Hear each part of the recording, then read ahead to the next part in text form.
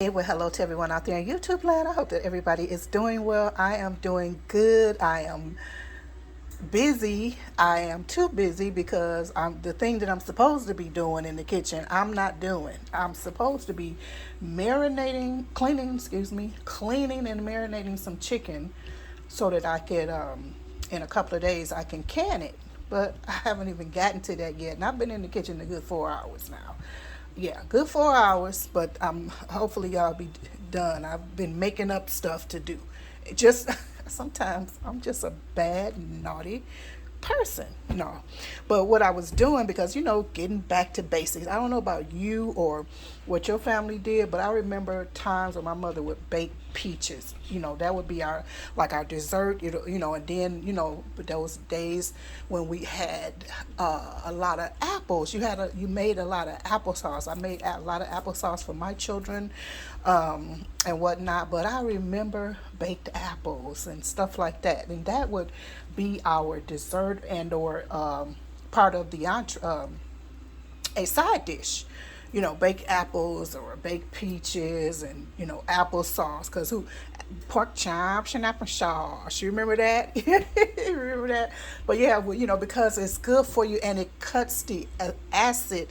Oh, the acid cuts like the fat. Like when you're eating a fatty food, you need an acidic food alongside it. So anyway, I digress, but I'm just throwing those things in there because again, what we talking about? Back to basics, getting back to the basics. So I was like, I got all of these different apples, and I have them in our basket. Well, some of them I removed because I saw that they were, either older because I bought new ones or we got some new ones. So I was removing some of the older ones out. So some of them were wrinkly or look, somehow. So you don't want to keep them in there because you definitely don't want them to contaminate or destroy the other ones, the newer ones. So I said, you know what? I already have some cut up in the freezer because they've been cutting up in the freezer for a while, but I have them so that I can make some hand pies, guys. Oh my goodness. With the last time we had hand pies, oh my goodness, we just ate through those things. They were so delicious because they were fried too. I think I fried them in coconut oil. Oh my God. They were so good. So I have them for that. I'm gonna ferment some. Plus, we eat them, snack on them not snack, but eat them every day. Sometimes they're just a meal because they're filling, whatever. So anyway, I said, you know what? Let me the ones that picked out. I said, let me put them. Let me make some baked apples. I said, so let me just cut these up. So I just cut them up and whatever. But what I want to show you also is what I did because I was like, I got too much going on in here. I don't mind cooking something, but sometimes I don't want to wash up all the dishes. So I said, because we have all of these clean bags, you know how you get them from Sam's Club or whatever, get the 1,000 box of bags for $12, $11 or whatever. So we have that box of bags, so clean bags or in the Ziploc, but I want to just throw this away. So what I did, I put the apples inside the bag, put all of my seasonings in there, and massage, shook it up and massage it. This is the perfect way to do this so that you don't have to worry about the cleanup of it. All you have to clean up is your baking dish.